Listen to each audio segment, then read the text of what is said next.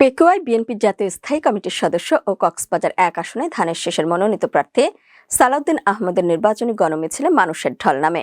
উপজেলার ৭টি ইউনিয়ন থেকে নেতাকর্মীরা মিছিলে বাস, ট্রাক ও নানান পরিবহন যোগে আসতে থাকে।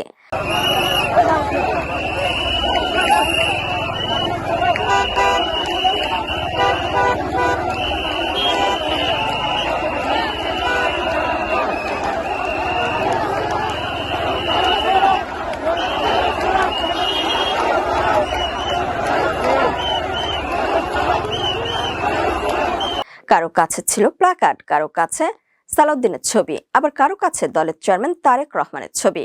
কেউ আবার নাচে গানে ধানের শীষ নিয়ে ভোট চান। ৮ ফেব্রুয়ারি বিকেলে পেকুয়া আলহাজ কবির আহমদ চৌধুরীর বাজার থেকে মিছিলটি শুরু হয়ে বানৌজা সড়ক হয়ে পেকুয়া সাকুরপাড় স্টেশনে গিয়ে পথসভায় মিলিত হয়। এই গণমিছিলে নানান শ্রেণী পেশার উপস্থিতি ছিল চোখে পড়ার মতো। স্থানীয়রা ধারণা করছেন প্রায় লাখো মানুষের সমাগম হয়েছে।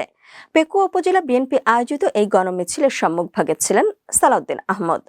মিছিলটিতে মানুষের উপস্থিতি পেকুয়ার অতীতের সকল রেকর্ড ছাড়িয়ে গেছে বলে জানায় স্থানীয় রাজনৈতিক সচেতন মহল।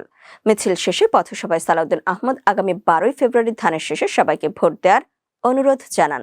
তিনি বলেন, আগামীকালকে এবং রাত্রে আমাদের সকল নির্বাচনী প্রচার কার্যক্রম শেষ হবে।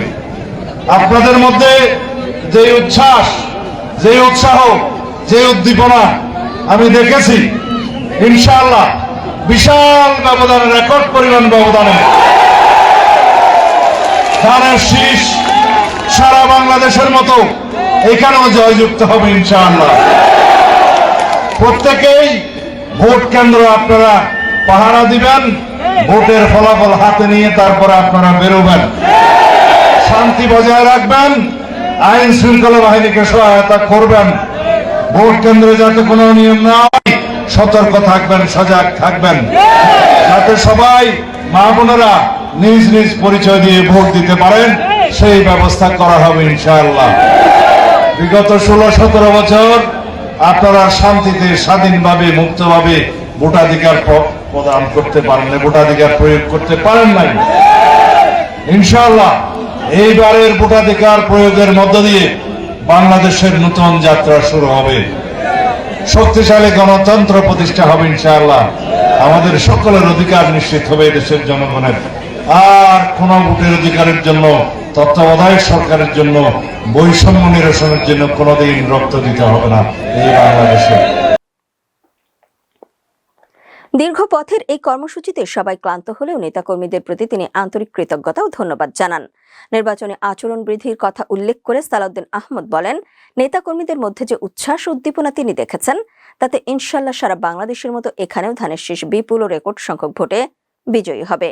ভোটের দিন নেতাকর্মীদের করণীয় সম্পর্কে তিনি বলেন, প্রত্যেককে নিজ নিজ ভোট কেন্দ্রে অবস্থান করতে হবে এবং ফলাফল হাতে না পাওয়া পর্যন্ত কেন্দ্র ছাড়া যাবে না। একই সঙ্গে শান্তি বজায় রাখা, আইন শৃঙ্খলা বাহিনীকে সহযোগিতা করা এবং ভোট কেন্দ্রে কোনো ধরনের অনিয়ম যেন না হয় সেজন্য সবাইকে সতর্ক সজাগ থাকার আহ্বান জানান তিনি আরও বলেন, মা বোনেরা যেন নির্ভয়ে নিজেদের পরিচয় দিয়ে ভোট দিতে পারেন সেই ব্যবস্থাও নিশ্চিত করা হয়েছে। বক্তব্যের শেষাংশে তিনি সবাইকে ভোটাধিকার প্রয়োগের আহ্বান জানিয়ে বলেন, কেউ ঘরে বসে থাকবেন না।